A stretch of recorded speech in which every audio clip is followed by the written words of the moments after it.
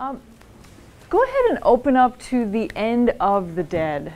As promised, I want to talk about the resolution, the conclusion of that story. Yeah, let's open up there. Help us out. What page is that? Yeah. Yeah, 207. Okay. And if you could all just put your laptops down for the time being. Yeah. Okay. So the question I have for you is the one that I asked in the email to all of you, and that is, do you think that Gabriel Conroy has changed or that he will change? What I'd like you to do, those of you who say yes, and this is terribly simple, this is terribly binary of me, those of you who think yes, I want you to take your books, stand up, and come to this side of the room.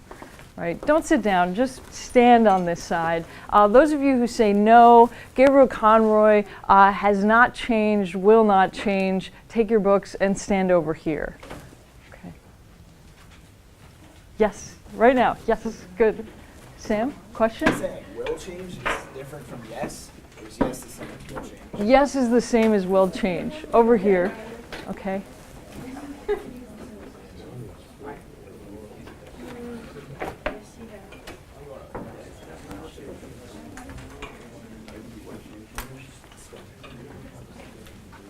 Are you on this side? Yeah. Yeah, okay.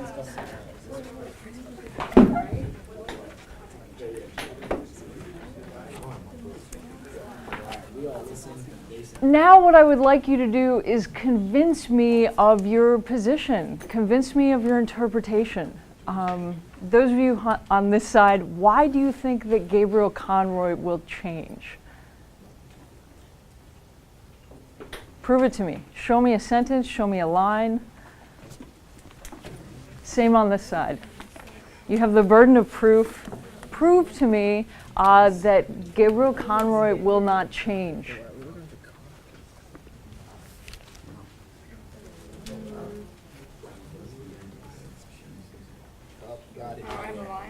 Okay, Sophia.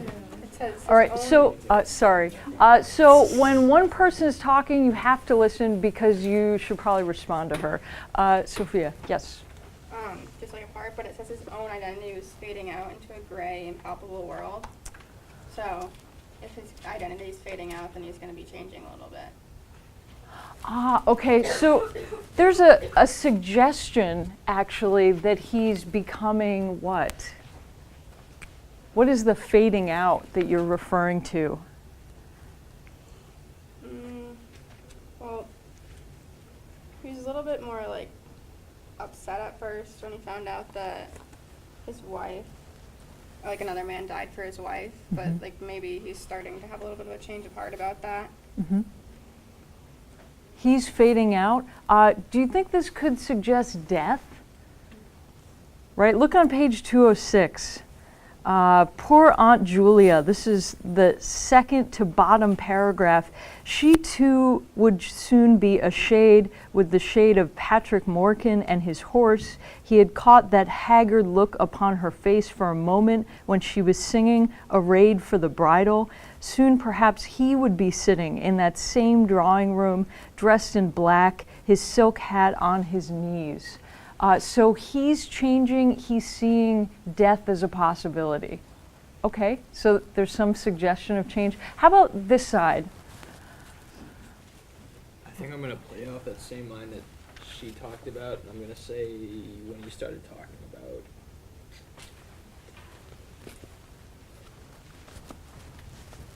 so when he started the last line in that paragraph, he did not like to say even to himself that her face was no longer beautiful, but he knew that it was no longer the face which Michael Fury had braved death.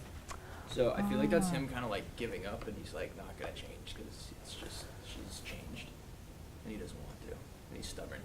Yeah, so how could I ever be Michael Fury? How could I ever be this man who said, I will die for you, right? Resignation, I'll never be that person. As one of you said last time, is Gabriel Rebound, essentially? right? Greta will never see him the way she saw her first lover. Resignation. Response, this side. Is there hope here? Or one way of looking at hope, at least. Yeah, Sam? I think he will, because bottom of 206, the second line, says he had never felt like that himself towards any woman, but he knew that such a feeling must be love. It changed for her. So there's a realization here. It must be love, right?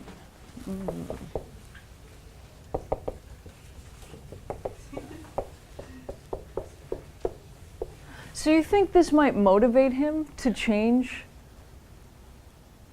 this side? This is a fairly bleak ending. What could we say about Gabriel Conroy staying the same?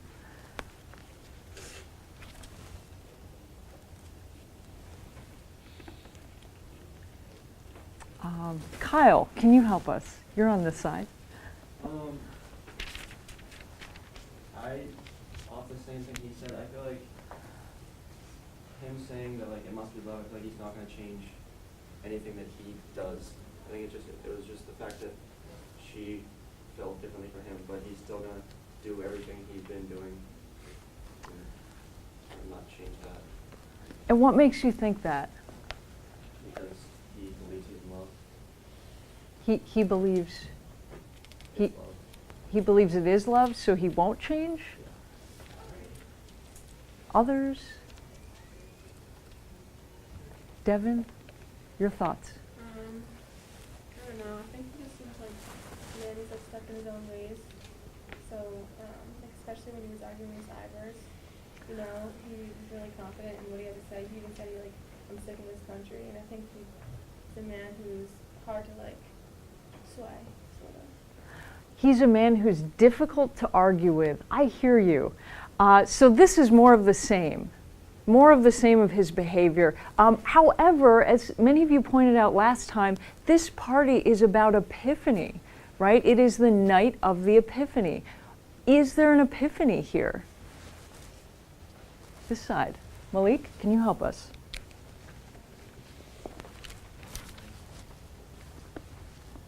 Are you looking like give examples or something? Are there lines here that make you think he's going to change? It's on my laptop, so I don't want you to think about it. Okay, someone else? Yeah, Kelly. There's 207. It says it was time for him to set out on his journey. So like we knew he was going, but maybe the journey could change him. Like, he didn't change his mind about going on the journey, but the journey itself could change him.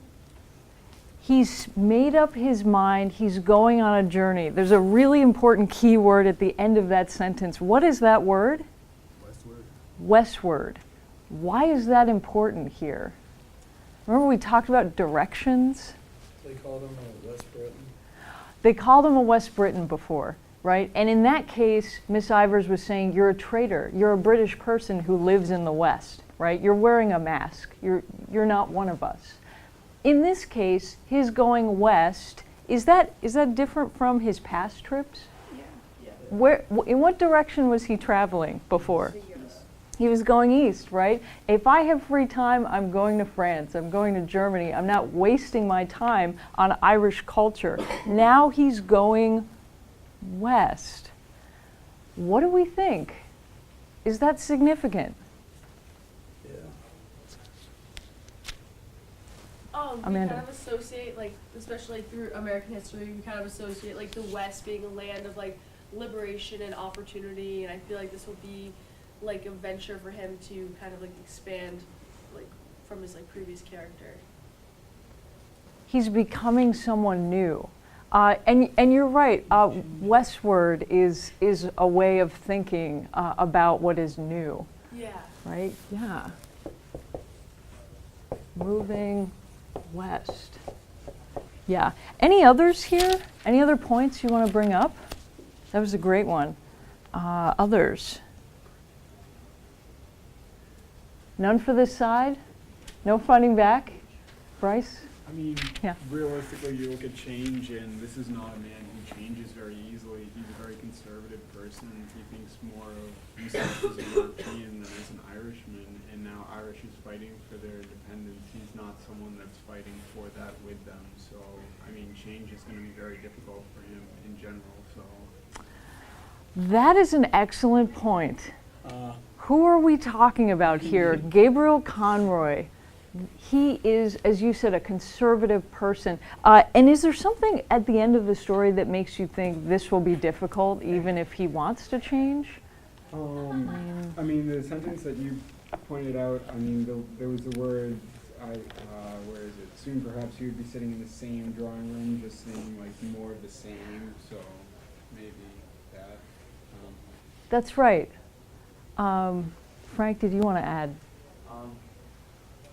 Yeah, I mean, disagreeing with that, it's like really cementing his ideas where like, I don't know, well, you know, I agree with like some part like when Epiphany brings about change. Yes. And, like, but in regards, I think he's too stuck in his ways. Let's look at the last paragraph again, and this is where we'll end, for better or for worse. A few light taps upon the pane made him turn to the window. It had begun to snow again. He watched sleepily the flakes, silver and dark, falling obliquely against the lamplight. The time had come for him to set out on his journey westward. Yes, the newspapers were right. Snow was general all over Ireland. Can another reader finish that paragraph for us?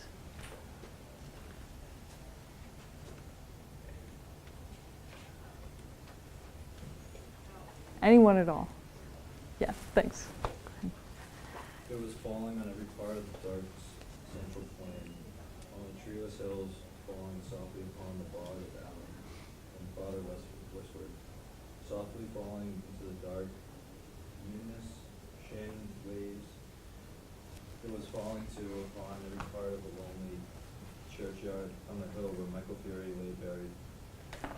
It lay thickly drifted on the crooked crosses and the headstones, on the spheres of the little gate, on the barren thorns. His soul swooned slowly as he heard the snow falling faintly through the universe and faintly falling, like the descent of their last end upon all the living and the dead. Oh, thank you. What words stand out to you in those last phrases? Which is kind of what I've been asking you all along, to think about words that are outstanding, that sort of define the sentence itself. Are there words like that? Yeah, Some Amanda. of the words that kind of stuck out to me, like, it feels very, like, soft and kind of, like, dreamy almost, like, faintly and, like, softly. I don't know, those kind of stood out to me just because it feels like it's like the calm before like something happens. I don't know, it just felt like almost dreamy or like something like a kind of the state of where like he's interpreting or like he's considering this change. I love what you're saying for a lot of reasons, but also you should know this is 1914. The Easter Rising that we talked about 2 classes ago will occur 2 years later. Right? What you're saying, there's this softness, the sort of calm before the storm, right? Something is coming. So the softness of it, and it is kind of dreamy, the scene that he's looking upon. Is there something grim about it too? I mean, Right, I feel like yeah. the descent of their last end, and then like the fact that it's like living and dead, so it's like kind of saying like they're over in a sense, because like their last descent. They're over? Could you talk more about that? I don't know, like, just in a sense of like the whole time, like he's kind of like, obviously I'm on the changing side, so maybe he's like changing to see like maybe she's really like not there for him, or like he's either gonna like change to like get her, or like not even want her anymore, and like they're just done with it, he's moving on to better things in a sense, because like what he knew is now he's leaving from it and he's going back to like new and better things. I like that you bring up their relationship too. This is something we'll see in Mrs. Dalloway, an intimate, close connection between one's private life and the collective, right? And what do I mean by that? Well, what's happening in Gabriel Conroy's life, his relationship with his wife, as you say, they're sort of over, right? They've gone through it, and he's not sure what's next. This is Ireland too. Politically, this is what's happening. They're on the cusp. But in the end, the living and the dead are joined, right? There is a sense in which Conroy is looking to the past for the first time, right? The dead boy, Michael Fury, those who have loved and given themselves for Ireland, he's taking that into account. Thank you so much. What I'd like you to do now is just